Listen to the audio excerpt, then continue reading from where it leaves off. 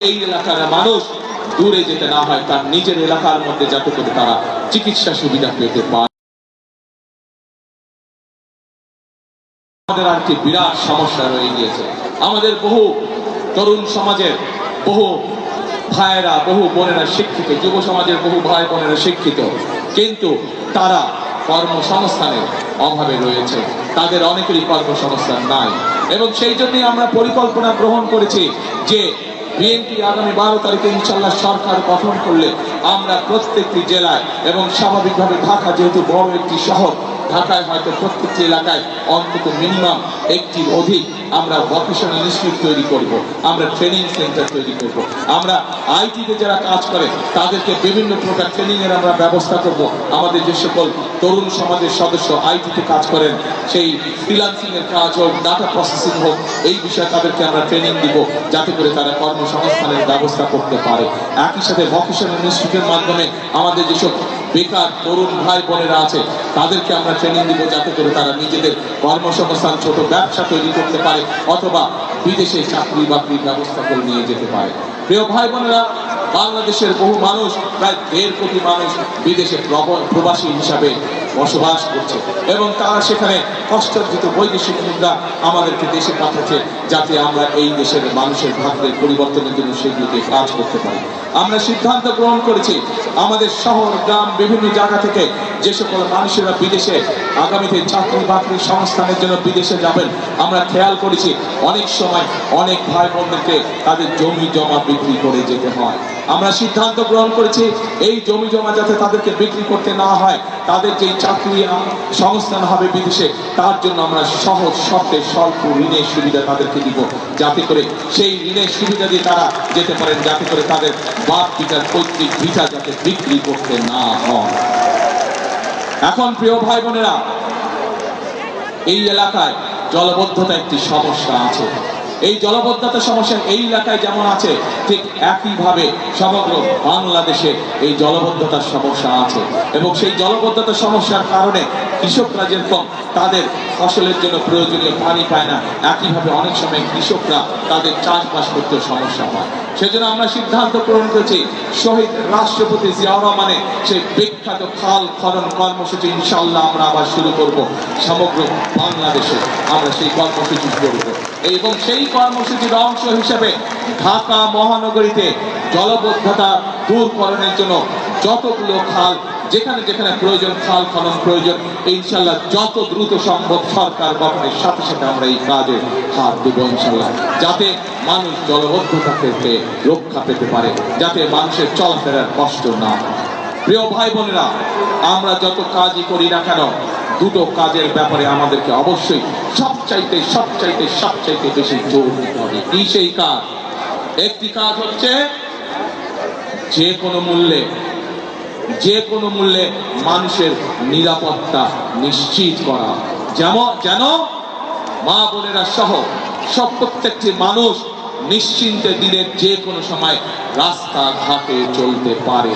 একটি মানুষ নিরাপদে রাস্তাঘাটে চলবে, একটি মানুষ নিরাপদে তার ব্যবসা বাণিজ্য করবে, চাকরি বাকরি করবে। সেজন্য বিএনপির সবচাইতে অন্যতম প্রায়োরিটি হচ্ছে যে কোনো মূল্যে ঢাকা শহর সহ সমগ্র বাংলাদেশের আইন শৃঙ্খলার পরিস্থিতি নিশ্চিত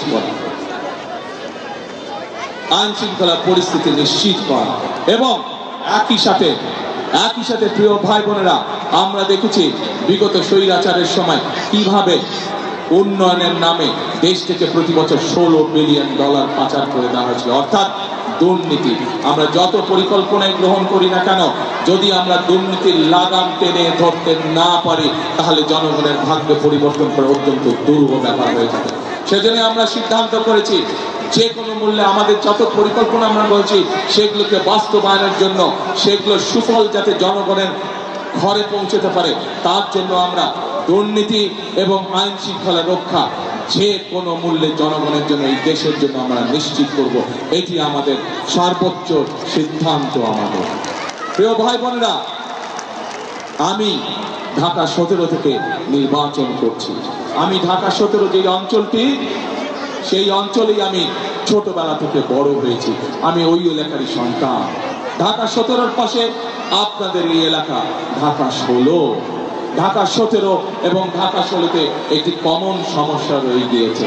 বহু মানুষ আছেন যাদেরকে প্রতি মুহূর্তে একটি দুশ্চিন্তার মধ্যে থাকতে হয়। এই সমস্যা আমার ঢাকা 17-তেও আছেন। বেশ কয়েকটি এলাকা আছে যেখানে মানুষ নিশ্চিন্তে থাকতে পারে না, কিন্তু তাদেরকে প্রতি মুহূর্তে দুশ্চিন্তার মধ্যে থাকতে হয়। আমি সিদ্ধান্ত নিয়েছি, আমাকে আল্লাহর রহমতে আল্লাহ যদি আমাকে সুযোগ দেন, তাহলে সেই মানুষগুলোর জন্য আমি আমার ঢাকা 17 এলাকায় স্থায়ী বসবাসের ব্যবস্থা করব দেশের আইনগত ভিত্তিতে। একইভাবে আজ এই এলাকাতেও একই সমস্যা রয়ে গেছে, যা আপনাদের সন্তান আমিনুল আমাদের ধানেশীর একটু আগে তার বক্তব্য বলেছে। আপনাদের সামনে শুধু আজ এতটুকু বলতে চাই, আমার এলাকায় আমি এই সমস্যা যেভাবে সমাধানের চেষ্টা করব, ইনশাআল্লাহ পাশে আমার ঢাকা 16, কাজেই এই এলাকায় এই সমস্যার মধ্যে যারা আছেন ঠিক একইভাবে তাদের জন্য এই সমস্যার সমাধানের চেষ্টা করব ইনশাআল্লাহ। বিএনপি সরকার গঠন করলে ধীরে ধীরে এই এলাকার মানুষের যে থাকার সমস্যা আছে, উপস্থিতির যে সমস্যা আছে, সেই সমস্যা আমরা সমাধান করবো ইনশাআল্লাহ। প্রিয় ভাই বোনেরা, এতক্ষণ আমার বক্তব্যে আমি আপনাদের সামনে তুলে ধরেছি কিভাবে আমরা দেশকে পুনর্গঠন করতে চাই। আমরা বিভিন্নভাবে অনেক সময় নষ্ট হয়েছে, স্বৈরাচার আমাদের দেশকে বহু বছর পিছিয়ে দিয়ে গেছে, পৃথিবীর বহু দেশ আমাদের থেকে অনেক এগিয়ে চলে গিয়েছে। এখন প্রিয় ভাই বোনেরা, আমাদের সামনে যে কোনো মূল্যে আমাদেরকে পরিশ্রম করতে হবে, যে কোনো মূল্যে আমাদেরকে আমাদের দেশকে গড়ে তুলতে হবে। কারণ আপনারা, আমরা সকলে এই দেশই হচ্ছে আমাদের প্রথম, এই দেশই হচ্ছে আমাদের শেষ ঠিকানা। আপনাদের সকলের পরিষ্কার মনে আছে, দেশনেত্রী বেগম খালেদা জিয়াকে বিভিন্ন রকম প্রস্তাব দেওয়া হয়েছিল যে উনি যাতে বিদেশে চলে যান, কিন্তু দেশনেত্রী খালেদা জিয়া জেল জুলুম স্বীকার করে মৃত্যু অবধারিত জেনেও উনি এই দেশের মানুষকে অর্থাৎ আপনাদেরকে ফেলে উনি যাননি। জীবনের শেষ দিন পর্যন্ত উনি আপনাদের সাথে ছিলেন। প্রিয় ভাই বোনেরা, সেই জন্যই এই দেশকে আমাদের গঠন করতে হবে যাতে এই দেশের সন্তানরা সুশিক্ষা পায়। এই দেশকে গঠন করে গড়ে তুলতে হবে যাতে এই দেশের মানুষ এই দেশেই কম বেশি সহজেই চিকিৎসা পায়। এই দেশকে আমাদের গড়ে তুলতে হবে, পুনর্গঠন করতে হবে যাতে এই দেশের সন্তানেরা লেখাপড়া শেষ করার পরে এই দেশেই তাদের ব্যবসা বাণিজ্য কর্মসংস্থানের ব্যবস্থা করতে পারে। এই দেশকে আমাদের গড়ে তুলতে হবে এই দেশের মা বোনেরা যাতে এই দেশের স্বাবলম্বী হয়ে দেশ গঠনের ভূমিকা রাখতে পারে। প্রিয় ভাই বোনেরা, আজ একটি রাজনৈতিক দল হিসেবে, রাজনৈতিক দলের কর্মী হিসাবে আমি আপনাদের সামনে উপস্থিত হয়েছি আমার দলের পক্ষে ভোট চাওয়ার জন্য, এবং সেই ভোট শুধু ভোট চাওয়ার জন্য চাইছি না। আমি আজ আপনাদের সামনে আমি পরিকল্পনা উপস্থাপন করেছি আমরা দেশ এবং দেশের মানুষের জন্য কি করতে চাই। এতক্ষণ আমার বক্তব্যে আমি সেই কথাগুলো আপনাদের সামনে তুলে ধরেছি। প্রিয় ভাই বোনেরা, উপস্থিত মুরব্বীবর্গ, উপস্থিত মা বোনেরা, এখন আমি আপনাদের কাছে জানতে চাই, আমার পরিকল্পনা তো আমি আপনাদের সামনে বলেছি, কিন্তু ভাই বোনেরা, ঢাকা 16 আসনের মানুষের পরিকল্পনাটা কে? আপনাদের পরিকল্পনা কে? ধানের শেষ। কে? ধানের শেষ। 12 তারিখে আপনারা যদি আমাদেরকে ধানের শীষে ইনশাল্লাহ ভোট দিয়ে দেশ পুনর্গঠনের সুযোগ দেন, এতটুকু আমি আপনাদেরকে বলতে পারি, বিএনপি যেমন অতীতে সকল সময় দেশ এবং দেশের মানুষের সাথে ছিল, ইনশাল্লাহ আগামী দিনেও দেশ এবং দেশের মানুষের পাশে বিএনপি থাকবে। আজ আমরা এই ঢাকা 16 আসনে দলের পক্ষ থেকে আমরা আমাদের দলের কর্মী, আপনাদের এই এলাকার সন্তান আমিনুলের হাতে আমি এই ধানের শীষ আজকে তুলে দিয়েছি। আপনারা আমিনুলকে 12 তারিখ পর্যন্ত দেখে রাখুন, আমিনুলকে আপনারা দায়িত্ব দিন। আমিনুল দায়িত্ব, এলাকার মানুষের দায়িত্ব। ইনশাল্লাহ আমিনুল জিতলে পরে, ধানের শীষ জিতলে পরে 13 তারিখ থেকে আমিনুল এলাকার মানুষের দেখভাল করছে কিনা, এলাকার উন্নয়নের কাজ করছে কিনা, সেইটি দেখার দায়িত্ব ইনশাল্লাহ আমার। প্রিয় ভাই বোনেরা, আগেই বলেছি আমি আপনাদের প্রতিবেশী হিসাবে ঢাকা 16 দেখার দায়িত্ব আমার দায়িত্বের মধ্যে পড়ে। ইনশাল্লাহ আপনাদের সন্তান হিসাবে, আপনাদের প্রতিবেশী হিসাবে আমি আপনাদের সাথে যেমন আগেও ছিলাম, ইনশাল্লাহ ভবিষ্যতেও থাকবো। প্রিয় ভাই বোনেরা, বক্তব্যের শেষে আবারও আমি আমার আমিনুলের জন্য, আমাদের দলের ধানের শীষের জন্য সামগ্রিকভাবে এইখানে যত মানুষ উপস্থিত আছেন, আপনাদের মাধ্যমে আপনাদের যে সকল আত্মীয় স্বজন বন্ধু বান্ধব সারা বাংলাদেশে ছড়িয়ে ছিটিয়ে আছে, আপনাদের মাধ্যমে তাদের সকলকে ধানের শীষের জন্য ভোট চেয়ে আমার বক্তব্য শেষ করছি। ইনশাল্লাহ সকলে ভালো থাকবেন, আমার জন্য দোয়া করবেন, আমিও দোয়া করবো আপনারা যাতে ইনশাল্লাহ সকলে ভালো থাকবেন। আল্লাহ হাফেজ। বাংলাদেশ জিন্দাবাদ, বাংলাদেশ জাতীয়তাবাদী জিন্দাবাদ। আমরা অভিনন্দন জানাচ্ছি, আমাদের ধানের শীষের প্রতীক হাতে তুলে দিয়েছে আমাদের বিএনপির চেয়ারম্যান জনাব তারেক রহমান।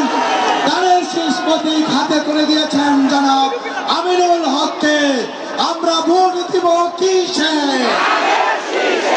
আমরা ভোট দিব কিসে? আগামী 12 তারিখে ভোট দিব কিসে?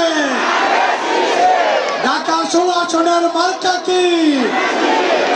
আমরা অভিনন্দন জানাচ্ছি বিএনপির চেয়ারম্যান জনাব তারেক রহমান এখন গুম পরিবারের শহীদ পরিবারের সদস্যদের সাথে শুভেচ্ছা বিনিময় করছেন এবং 1971 সালে নিহত পরিবারদের সাথে শুভেচ্ছা বিনিময় করছেন বিএনপির চেয়ারম্যান জনাব তারেক রহমান।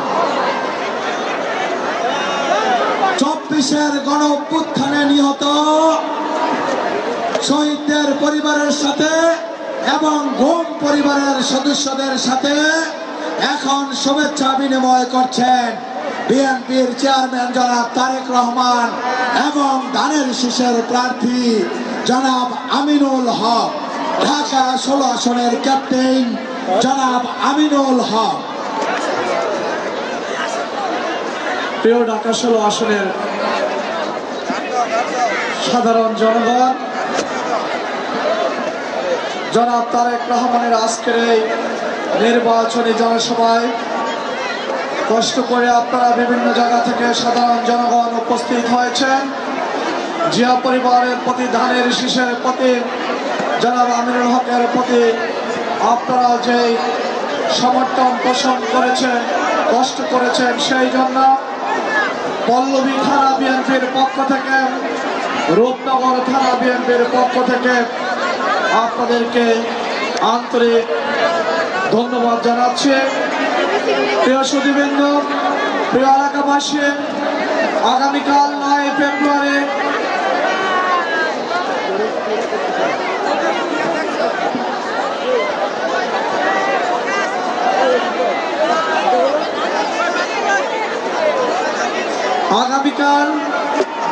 ফেব্রুয়ারি সোমবার বেলা 2টার সময়